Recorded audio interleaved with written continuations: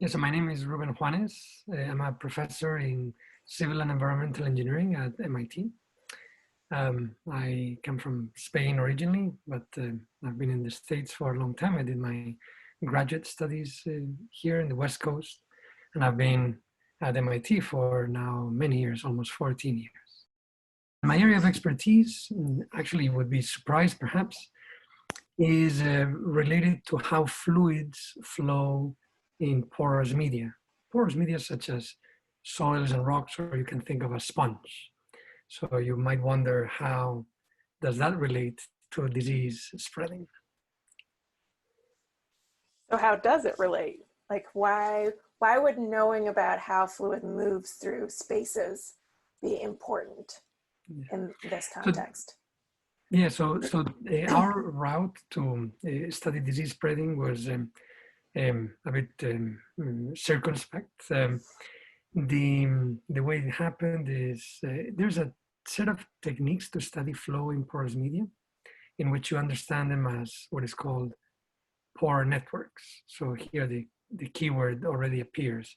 So you model a porous medium like a sponge as a network of pores and connections between those pores. So we developed techniques to study fluid flow in that context of pore networks.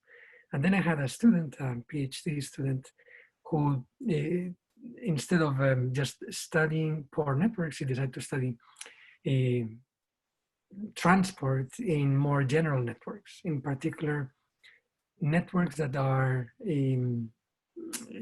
well, they're called complex networks, and they are special in that some of the nodes, some of those nodes in the network are very well connected. They're connected to many other nodes. And that is the hallmark, that is really a feature of many socioeconomic networks and many transportation networks, including the air transportation network. Can you explain what a node is in a network? Like, can you Yes, give a an node, example? yeah, a node would be an element of the network, a place in the network that will be connected to other ones. So for instance, I will use once again the example of the air transportation network. Um, each airport would be a node, and then each route connects different nodes, different airports. And you're studying how fluid moves through the hubs of the airport to the different places that they're going. Is that correct? So in most of what we do in my research group, we study flow through porous media. But in this particular case, we stepped a little bit aside and started to study the movement of people and agents, in this case, disease agents, through socioeconomic networks, through transportation networks. So we were not living in the porous media world anymore. Okay, so you're studying how something moves, and in this case, people and people who are unwell through transportation systems. Correct. Great. So how does that relate to what's happening right now? Why is it important to know how people move through transportation centers? Mm-hmm. So the reason is that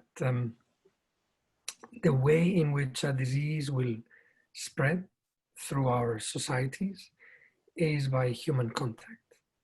So in the past, maybe not so distant past, but let's say 100 years ago or more,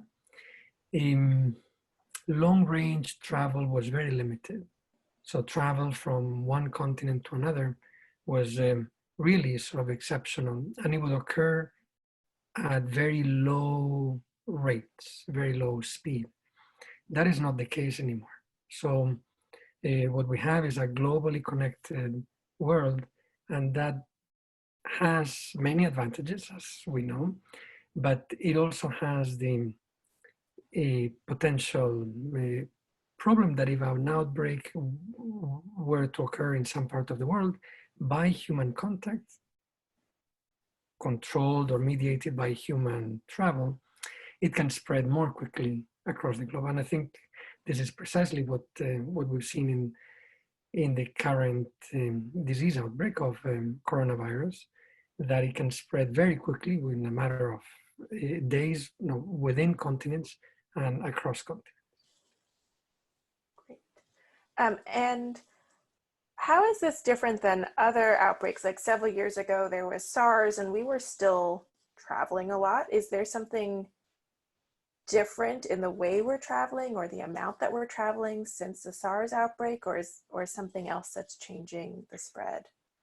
So I think that the comparison with the first SARS outbreak is a good one, but one where I think the main difference would not be attributed to different modes of travel. I think it has to do just with the virology aspects, how contagious the virus is upon human contact. So in the SARS outbreak, that